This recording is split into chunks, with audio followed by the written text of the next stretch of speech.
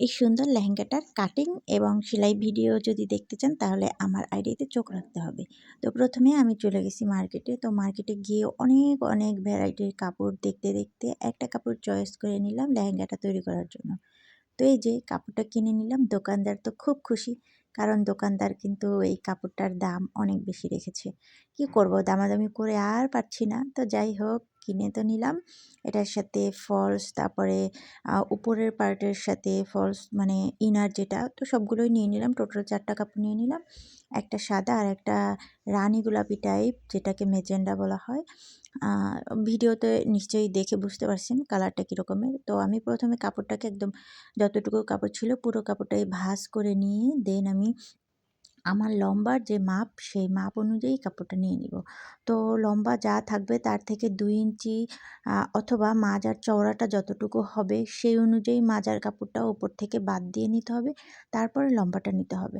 তো লম্বাটা যতটুকু কাপড় হবে তার থেকে আরও 1/2 ইঞ্চি কিংবা ১ ইঞ্চি পরিমাণ বেশি নিয়ে নিতে হবে সেলাইয়ের জন্য। কারণ উপরে একটা বর্ডার হবে, মানে কুচি হবে। কুচি হওয়ার পরে কুচির অংশটা যখন মাজাটা জয়েন হবে তখন ওখানে কিন্তু আপনার কমপক্ষে 1/2 ইঞ্চি তো নিতেই হবে। তবে আমি মনে করি ১ ইঞ্চি নিলে ভালো হয়। কারণ যেহেতু এটা জর্জেট কাপড়, একটু বেশি অ্যালাউন্স ভিতরে থাকলে ওভারলক করতে সুবিধা হয়। তো তারপরে আমি যে মাজায় যে রাবারটা লাগাবো, তো সেই রাবারের জন্য এখানে চওড়া করে কাপড় কেটে নিয়েছি।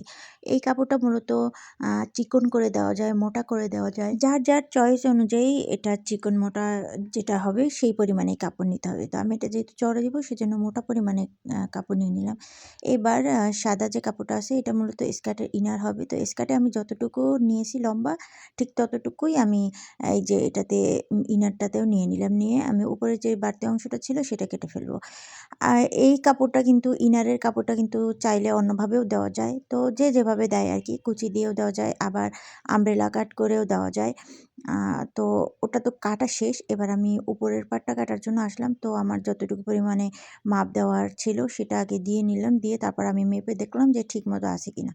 কারণ মাপ দেওয়াটা খুব বেশি জরুরি।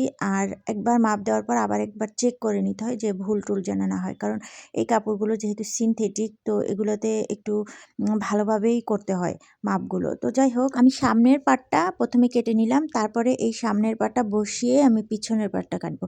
কারণ পিছনের পাটে হবে ক্রস। তো এজন্য পিছনের কাপড়টা একটু কাটাটা একটু মানে ভিন্ন আসে। তো এই যে দেখে বুঝতে পারবেন, আমি প্রথমে কাপড়টাকে একদম সোজা করে কেটে নিব। সোজা করে কেটে নিয়ে তারপরে আমি গলার যেই অংশটা আছে, যতটুকু গলা হবে ঠিক ততটুক পরিমাণে আমি আলাদা করে মাঝখান দিয়ে কেটে নিব। এইটার কারণ হচ্ছে আমি যখন ক্রসের যে ফিতাটা, সেই ফিতাটা যখন দিব তখন এটার ভিতর দিয়ে ঢুকিয়ে তারপর একটা চাপ সেলাই দিয়ে নিব।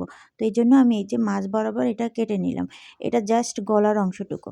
তারপরে আমি এবার হাত নিব। তো হাতে একটু কুচি হবে। তো সেজন্য আমি কুচির জন্য একটু এক্সট্রা করে বেশি করে কাপড় নিয়ে নিলাম। যেটা কুচিটা একটু ফুলে থাকবে, দেখতে একটু সুন্দর লাগবে। তারপরে আমি সুন্দর করে মাপটা দিয়ে দেন আমি এটাকে কেটে ফেলবো। কাপড়ের কাটার ফিনিশিংটা যদি সুন্দর না হয় তাহলে কিন্তু বানানোও ভালো হবে না। তো সেইজন্য সর্বপ্রথমে কাটার সময় মাপটা ঠিক রাখতে হবে এবং কাটার ফিনিশিংটা যাতে সুন্দর হয় সেটা খেয়াল করতে হবে। তো এবার আমি ইনারটা কেটে নিব। আ এই যে আমি মানে উপরের পার্টের যে প্রথম সামনের যে পার্টটা সেইটাই বসিয়ে আমি একদম সুন্দর করে ২ টা পার্টের ইনার কেটে নিব। কেটে নিয়ে তারপরে আমি মূলত এক পার্ট আলাদা করে, সামনের পার্টটা আলাদা করে কেটে নিব। আর পিছনের পার্টটা ঠিক একইভাবে, যেভাবে আমি মাঝখান থেকে গলাটা আলাদা করছি ঠিক ওভাবে করে গলাটা আলাদা করে নিব। তো আমি কিন্তু এখানে কাট মার্ক দিয়ে দিলাম, কারণ বডির যেই মাপটা সেই মাপটা দিতে গেলে কিন্তু কাট মার্কটা অবশ্যই দিতে হবে, তাহলে আর কাপড়টা সরে যাবে না। আজকের ভিডিওটাতে মূলত কাটিংটাই থাকছে আর নেক্সট ভিডিওতে থাকবে সেলাই। তো আপনারা যারা আমার কাটিং ভিডিওটা মনোযোগ সহকারে দেখছেন, তো সবাইকে ধন্যবাদ। আর আমার সেলাই ভিডিও দেখার জন্য অবশ্যই কিন্তু আমার আইডিতে চোখ রাখবেন। তো সবাই ভালো থাকবেন, সুস্থ থাকবেন। আল্লাহ হাফেজ। আসসালামু আলাইকুম।